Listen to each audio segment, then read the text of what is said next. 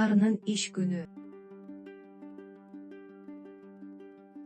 Күн ачык жайлоодо, алтын момдон жасалган жайлуу арынын уясында кичинекей ары жашачу.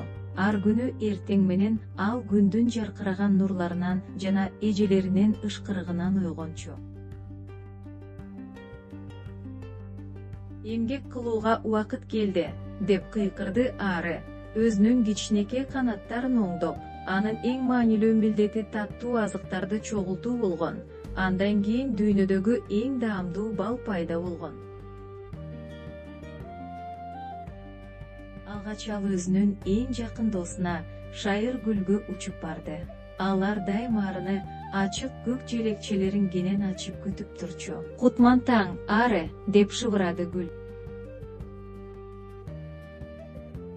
Кутман таң, Гүлкайыр, бүгүн сенин эң таттуу шириң бар, деп ары гүлдүн арасына кирип, кубанычтуу ызылдады. Ал ширини атайын себетчесине кылдаттык менен чогултуп жатты. Нектар ичип алган ары башка маанилүү ишти да унуткан жок. Ал алтын чаңчаны бир гүлдөн экинчи гүлгө ташыды. Рахмат ары, сенин аркаңдан бизде көптөгөн гүл балдар болот, деп ага гүлдөр ыраазычылык билдиришти. Ары гүлзардан гүлзарга учуп, гүлдөн коңгуроого, бедеден башка талаа гүлүнө чейин күнү бою эмгектенди. Ал көпөлөктөр менен Шайыр бийге түшүп, иш билген кумурскалар менен учурашты.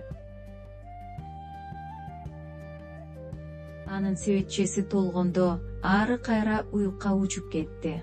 Ал жерде аны башка эмгекчил арылар күтүп жатышкан. Алар чогултулган ширени чогуу коюу, жыпар жыттуу балга айландырышты. Арынын ичинде иш кызуу жүрүп жатты. Арылар балды абайлап уячаларга жайгаштырып жатышты. Ар бир уяча кичинекей алты бурчтуу бөлмөгө окшоп, суюк күнгө толгон эле. Кечинде чарчаган, бирок абдан ыраазы болгон ары уюктун оозуна отуруп, күн батканын көргөндү жакшы көрчү.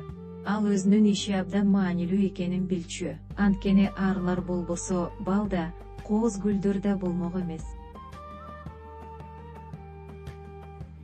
Үйүнүн тынч ызылдаганын тыңшап уктап жатып, ары таттуу ширеге, ачык түстөргө жана күнөстүү шалбадагы көңүлдүү укмуштуу окуяларга толгон жаңы күндү кыялдады. Арылар болбосо, гүл да, жашылча жемиш да, мөмө жемиш да өсмөк эмес. Арылар жер үстүндөгү эң адамга пайдалуу, эмгекчил жандыктар болуп эсептелет. Арылардан коркуп, аларды өлтүргөнгө болбойт.